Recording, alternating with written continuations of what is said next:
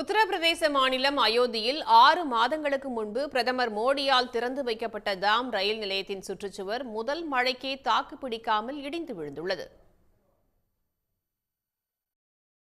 அயோத்தி நகரில் அமைக்கப்பட்ட தாம் ரயில் நிலையத்தை கடந்த ஆண்டு டிசம்பர் 30ஆம் தேதி பிரதமர் மோடி திறந்து வைத்தார். நேற்று அயோத்தியில் மழை பெய்த நிலையில் தாம் ரயில் நிலையத்தில் உள்ள 200 மீட்டர் நீளம் கொண்ட பிரம்மாண்டமான சுற்றுச்சுவர் திடீர் என இடிந்து விழுந்தது.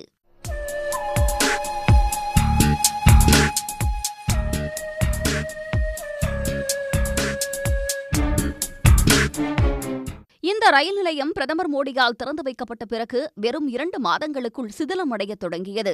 குப்பைகள் சிதறிக் கிடந்த தரைகள், அழுக்கேறிய சுவர்கள் மற்றும் நிரம்பி வழியும் குப்பை தொட்டிகளை பார்த்த பலர் சமூக வலைதளங்களில் கடும் கண்டனங்களை பதிவு செய்தனர். தற்போது சுற்றுச்சுவர் இடிந்து விழுந்திருப்பதை உத்தரப்பிரதேச மாநில முன்னாள் முதலமைச்சர் அகிலேஷ் யாதவ் கடுமையாக விமர்சனம் செய்துள்ளார்.